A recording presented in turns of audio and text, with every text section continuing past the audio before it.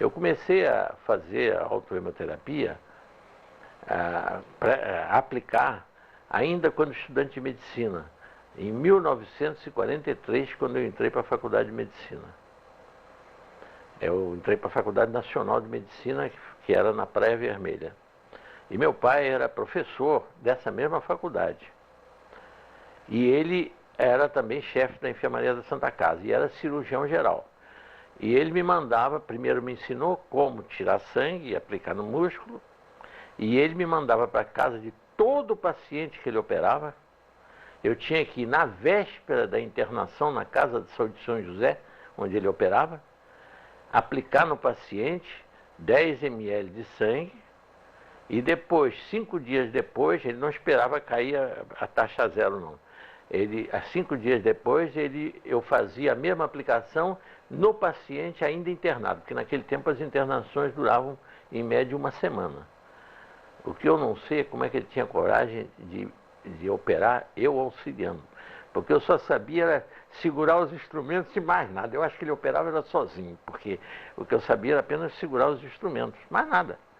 O que eu tinha aprendido, a única coisa era aplicar sangue, tirar sangue da veia e aplicar no músculo, mais nada.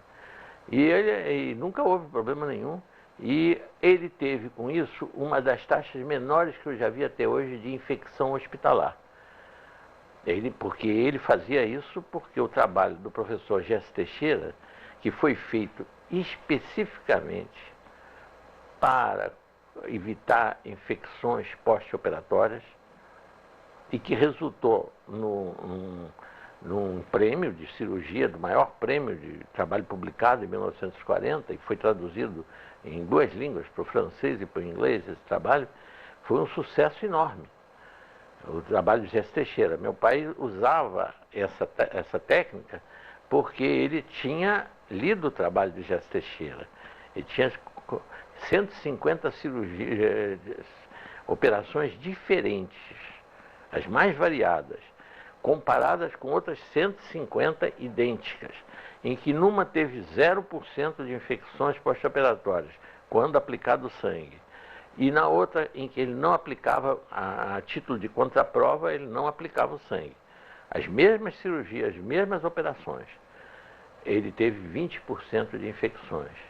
Porque havia naquela época, o grande problema era mais infecções pulmonares no pós-operatório, porque a anestesia era feita com éter, e o éter irritava muito os pulmões, então havia uma facilidade muito grande de infecções.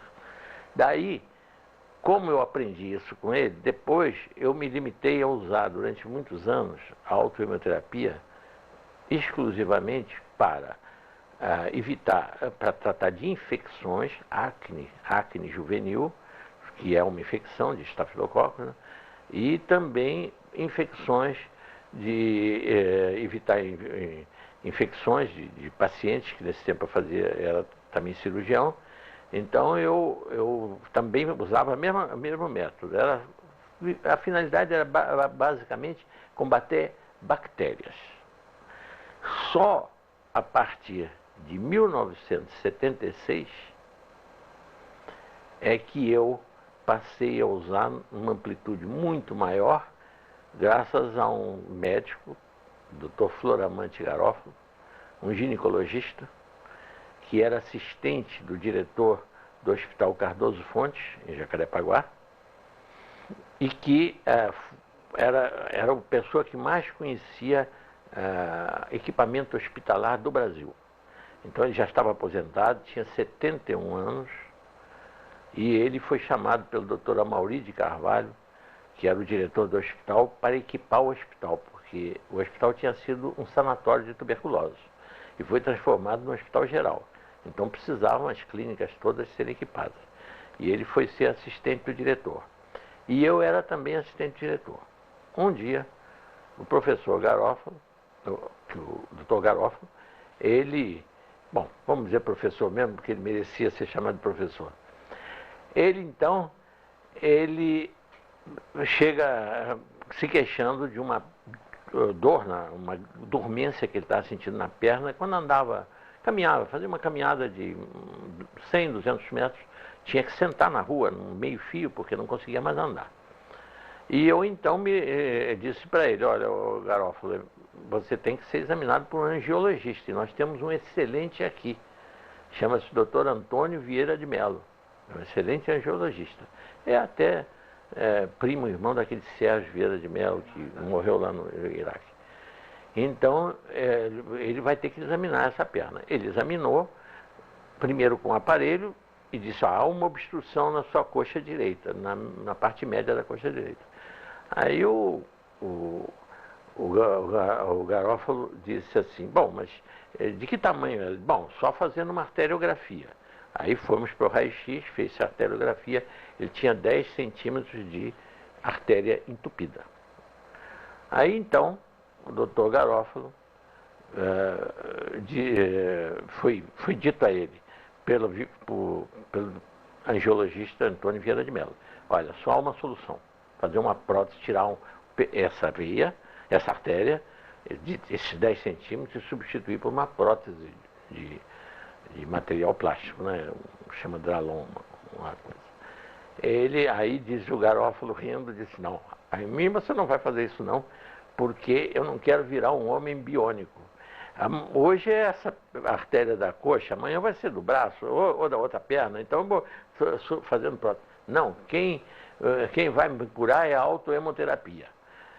E me pediu que eu aplicasse nele. Ele trazia, cada 7 dias, trazia uma seringa já tudo preparado, e eu fazia a aplicação da autohemoterapia nele.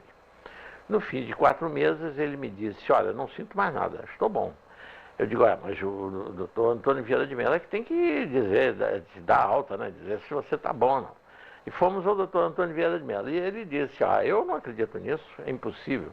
Isso é sugestão. Você se convenceu tanto com essa autohemoterapia que você está achando que está bom. Ele disse, não, agora ando quilômetros, não tem mais problema nenhum. Bom, mas pode ser sugestão. Então eu digo, eu é que disse aí, que dei a resposta. Eu digo, bom, não há por que a gente discutir se é sugestão ou não é sugestão. Ô Garófalo, você se submete a outra arteriografia? Para já, vamos lá. E fomos para o raio-x, e quando foi feita a segunda arteriografia, não havia mais obstrução alguma. E assim ele viveu, nós conhecemos ele até com 90 e tantos anos, aqui, passeando aqui nessa rua, na General Roca, aqui na minha casa. Ele morreu com mais de 95 anos, e sem nunca ter mais operado, nem ter feito nada. Então, realmente foi uma coisa. Agora, isso foi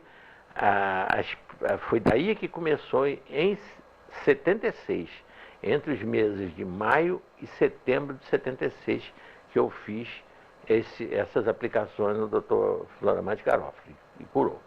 Aí, quando como compensação, ele resolveu me dar um presente, e me deu 2 trabalhos, um do professor Gerson Teixeira e o outro de Ricardo Veronese. Trabalhos que há um intervalo entre os 2 trabalhos de 36 anos, um de 1940 e outro de 76. Mas a impressão é que um foi feito para o outro, para combinar um com o outro. Por quê? Porque enquanto esse se limitava à ação da autohemoterapia em evitar infecções pós-operatórias, neste aqui do professor Ricardo Veronese, que é professor da Universidade de Santos, a imunologia já tinha avançado muito mais e tinha se descoberto que o sistema retículo endotelial tem muitas outras funções além da de combater as bactérias. Muito mais do que isso. E a essência daquilo é simplesmente, em poucos minutos dá para a gente ler isso aí. O que fazem os macrófagos? As principais funções deles são, isso no trabalho do professor Ricardo Veronese, clearance, limpeza, né, de partículas estranhas provenientes do sangue ou dos tecidos, inclusive células neoplásicas, cancerosas, né, toxinas e outras substâncias tóxicas. Clearance de esteroides e sua biotransformação, eliminação dos hormônios, dos esteroides. Remoção de microagregados de fibrina e prevenção da coagulação intravascular. É o motivo que eu tomo para evitar infartos e tromboses cerebrais, infartos das coronárias, porque ele faz a prevenção da coagulação intravascular e remove há possível entupimento que possa ter havido. Como removeu a fibrina que entupia a artéria femoral do Dr. Garófalo. Por isso que eu tomo. Ingestão do antígeno, seu processamento e ulterior entrega aos linfócitos B e T. O antígeno que produz a reação alérgica. Então tem uma grande ação nas alergias, no tratamento das alergias. Biotransformação e excreção do colesterol. Metabolismo férrico e formação de bilirrubina. Metabolismo de proteínas e remoção de proteínas desnaturadas, proteínas anormais. Detoxificação e metabolismo de drogas. Imagine, metabolismo de proteínas e remoção de proteínas desnaturadas. Hoje se sabe que essa doença encefalite, que dá a doença da vaca louca e tudo, é uma proteína que se chama prion, que é desnaturada. E ele, então, poderia ajudar no tratamento, ser um colaborador nesse tratamento dessas doenças, né? Respondendo por tantas e tão importantes funções, fácil de se entender o papel desempenhado pelo sistema retículo endotelial no determinismo favorável ou desfavorável de processos mórbidos tão variados como sejam os infecciosos, neoplásicos, câncer, degenerativos e autoimunes. Foi aí que eu vou contar depois um caso onde comecei com tratamento de doença autoimune. Muito bem. Agora, o que é triste é que o que o professor Jesse Teixeira descobriu em 1940, em 1976, 36 anos depois, ainda estava sendo estudado em países do primeiro mundo em ratos. E aqui não teve a divulgação que deveria. E está aqui esse trecho aqui. Doenças degenerativas. O sistema retículo endotelial exerce papel importante na homeostase, quer dizer, manter o organismo saudável, inclusive dos lípides, das gorduras. Dessa maneira, tem-se demonstrado em animais que o sistema retículo endotelial está implicado na produção e excreção do colesterol, quer endógeno como exógeno. Conclui-se daí que a hipercolesterolemia e talvez a aterosclerose, o processo degenerativo das artérias que vão endurecendo, dependem do perfeito funcionamento do sistema retículo endotelial, podendo ser reduzida a taxa do colesterol sanguíneo através da imunoestimulação do sistema, conforme experiências realizadas em ratos na Universidade do Tennessee. Quer dizer, enquanto em 40 no Brasil o professor Jesse Teixeira descobriu em ser humano como estimular o sistema retículo endotelial, em 76, 36 anos depois, nos Estados Unidos, no Tennessee, estava se estudando em ratos, né? Estamos realizando experiências em tal sentido no serviço do professor Luiz Vedecur, em São Paulo. Quer dizer, então, a autohemoterapia é um recurso de enorme valor, porque com essa amplitude que o avanço da imunologia deu, porque antes realmente só se sabia que combatia infecções. Eu só usava, por exemplo, para reduzir o tempo de cura, por exemplo, de uma pneumonia. Dava o antibiótico e usava simultaneamente a autohemoterapia. Com isso, eu conseguia reduzir, primeiro, a quantidade de antibióticos, que a pessoa não precisava tomar tanto antibiótico. E o tempo de cura se acelerava, porque o antibiótico fazia uma parte, quer dizer, paralisava a reprodução dos micro-organismos, dos micróbios, e a autohemoterapia estimulava os macrófagos a devorar esses micróbios. Então, complementava a ação um do outro. E com isso eu tive um resultado muito bom em doenças, em pneumonias até duplas, graves e tudo, conseguia resolver os problemas, associando dois recursos. Um que paralisava a reprodução, porque muita gente pensa que antibiótico é bactericida. Não, antibiótico não mata a bactéria, ela só paralisa a reprodução das bactérias. Quem mata a bactéria é o nosso sistema imunológico, ele é que completa o trabalho do antibiótico. O antibiótico dá chance dele se ativar e vencer a infecção.